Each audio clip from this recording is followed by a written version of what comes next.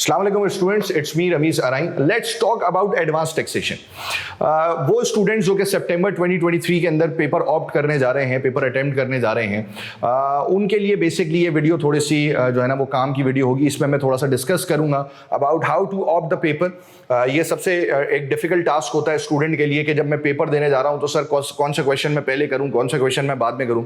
अच्छा, we all know that कि जून 2023 के अटेम्प्ट से जो है ना वो ATX के पेपर में थोड़ा सा चेंज आ गया। लाइक अब 20 मार्क्स जो है वो प्रोफेशनल मार्क्स हैं और 80 मार्क्स जो है ना वो बेसिकली आपका कोर्स मटेरियल जो आपने याद करके लिखना है। अच्छा, इससे फायदा क्या हुआ? देखिए, मुझे पर्टिकुलरली लगता है कि इससे फायदा अब ये होगा कि आपका पेपर पूरा का पूरा कवर हो जाएगा। प्रोफेशनल मार्क्स से पहले ज्यादातर स्टूडेंट्स का पेपर रह जाता था। 100 मार्क्स का पेपर वो ऑप्ट नहीं कर पाते थे, कोई 85 का करता था, कोई 90 का करता था।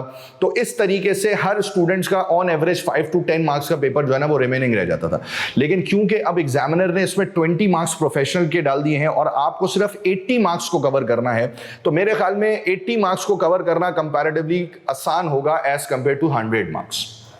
एक तो आपको यह फायदा है कि जो बच्चे सितंबर में अटेम्प्ट दे रहे हैं उनको 100 मार्क्स का पेपर नहीं करना, उनको 80 मार्क्स का पेपर करना है, जिसकी वजह से उनकी पेपर की कंप्लीशन कंपैरेटिवली ज्यादा बेहतर हो जाएगी और वो पूरा पेपर ऑप्ट कर पाएंगे।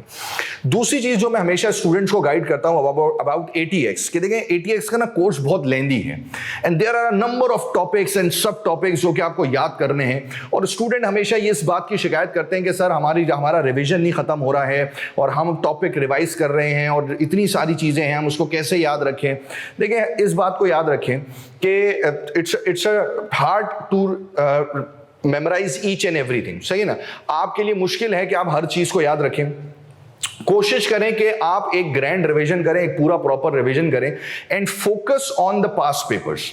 आप ज्यादा से ज्यादा क्वेश्चंस को सॉल्व करें क्योंकि क्वेश्चन अटेम्प्टिंग आना आपको बहुत जरूरी है।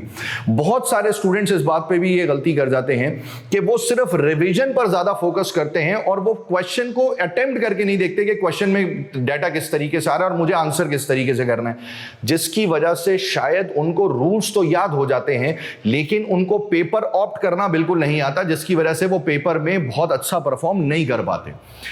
इस वजह से जरूरी यह है कि रूल्स तो आपने याद करने ही करने हैं, लेकिन उन रूल्स को क्वेश्चन में किस तरीके से अप्लाई करना है, यह बड़ा इंपॉर्टेंट टास्क है और यह आएगा by the past paper practice.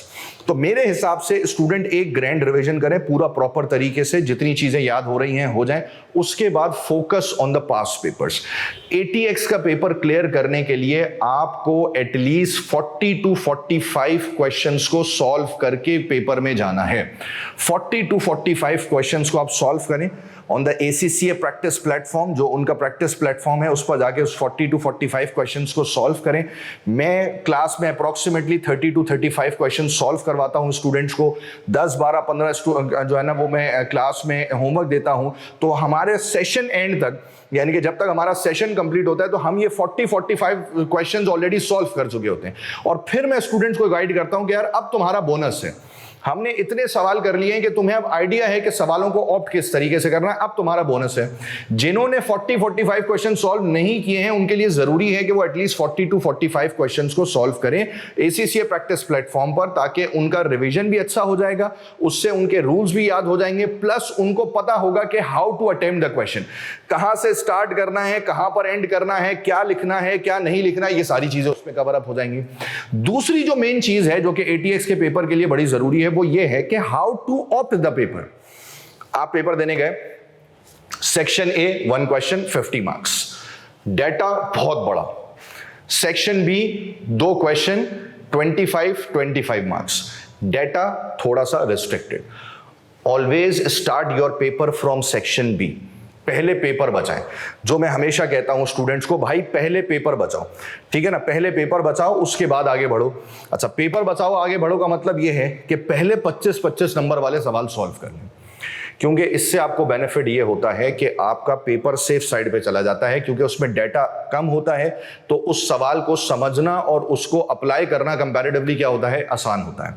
तो गो विद सेक्शन B, दोनों सवाल ऑप्ट करें, दोनों सवाल अटेम्प्ट करें और एक सवाल का जो मिनिमम टाइम पीरियड आप रखें वो 40 to 50 मिनट्स का रखें, 45 to 50 मिनट्स। 50 मिनट्स एक क्वेश्चन, 50 मिनट्स दूसरा क्वेश्चन। यानी कि आप 100 मिनट्स के अंदर आप बाहर आ जाए सेक्शन बी से, और फिर जो बाकी टाइम पीरियड है वो आप सुकून के साथ क्वेश्चन नंबर 1 को दें और आराम से करें, क्योंकि जब आप क्वेश्चन नंबर 1 की गहराई में जाएंगे ना फिर बाहर नहीं निकला जाएगा मेरे भाई। इस वजह से आप क्वेश्चन नंबर 1 को आखिर में अटेम्प्ट करें, ताकि अगर उसके डाटा को समझने में और उसकी एप्लीकेशन में आपको टाइम भी लगेगा तो आपको ये टेंशन नहीं होगी कि मेरे अभी पीछे सवाल बाकी हैं, मुझे अभी पेपर पूरा अटेम्प्ट करना है, तो ये रिस्ट्रिक्शन आपके ऊपर नहीं होगी। तो गो विद सेक्शन बी, दोनों सवाल अटेम्प्ट करें, 50-50 मिनट्स का टाइम पीरियड दें और फिर जो रिमेनिंग टाइम है वो क्वेश्चन नंबर 1 को दें, तो इंशाअल्लाह ताला आपका पेपर सुकून से कवर अप हो जाएगा, आपको कोई प्रॉब्लम नहीं होगी। और मुझे उम्मीद है कि ATX के स्टूडेंट्स के लिए वीडियो बड़ी काम की होगी और वो इस चीज को अप्लाई करके अपने पेपर को आसानी से क्लियर कर सकते हैं। इंशाअल्लाह नेक्स्ट वीडियो में मुलाकात होगी। अल्लाह हाफिज।